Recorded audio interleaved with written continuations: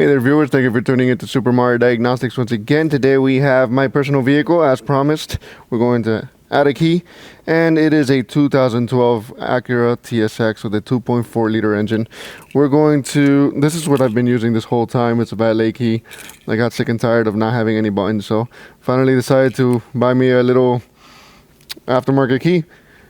And this is not the native key to this vehicle. It's actually a flip key, but I like the form factor of these better.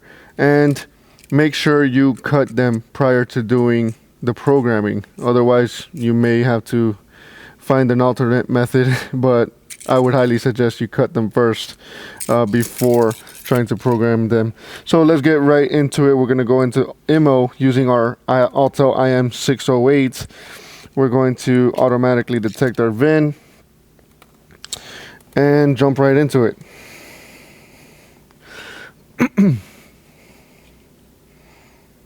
And of course, we need the ignition on, right? So let me just go ahead and turn on our ignition. But you know what? Before we go too far, I want to show you what happens when you use a key that isn't programmed.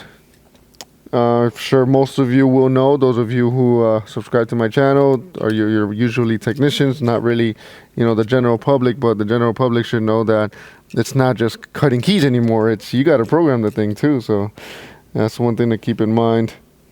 Okay, so we have our ignition on, and this is using the correct key. Everything is great. We're gonna go ahead and turn it off. And using our unprogrammed key, we're going to turn on our ignition, and you can see that our green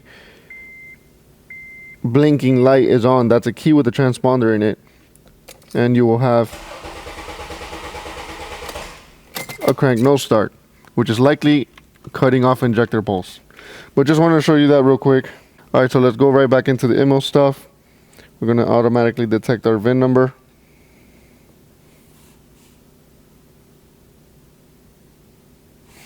And we are doing Acura. This is the same stuff for Acuras or Hondas. We're going to go to manual selection. This is a TSX. This is a blade key. We're going to first program the transponder to let this key be recognizable by the immobilizer. It's a 4th generation immobilizer, which really is irrelevant for our purposes today. We're going to go to key. We're going to go to add a key, insert the registered key, and turn ignition on. That's already done. Turn off ignition within 15 seconds. Turn it on with the same key within 17 seconds. Turn it off. Insert new key and turn ignition on and turn ignition on within 20 seconds. The immobilizer light is still blinking. Turn it off within 15 seconds. Turn it on again. Immobilizer still blinking. Turn it off within 15 seconds.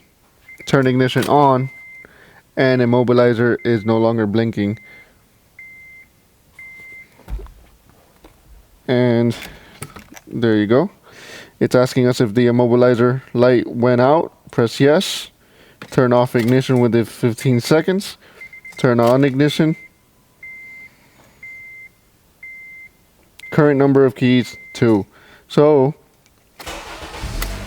this is our new key, and we are good to go. But are we finished?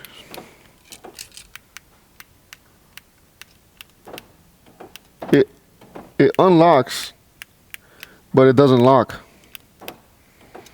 So let me show you that one more time. It does not lock, but it does unlock. Let's see if it locks once I close this door. There it does. Let's see if our trunk opens. Yes, it does. We are all set. I want to thank you all for joining me on this one. This is all new to me, so you guys are learning along with me. And I appreciate you all for bearing with me on that one. Thanks for taking the time to check it out. Hit comment. Oops. Leave a comment. Hit like, share, subscribe if this helped you. And know that you're not limited to the flip key. You can also use this all-in-one key, the full tang key, I guess you could call it. Just something to keep in mind if you prefer these keys. I know these loosen up a lot, but some people like them. I like them. It's a smaller form factor. It works for me. Appreciate you all, and until next time.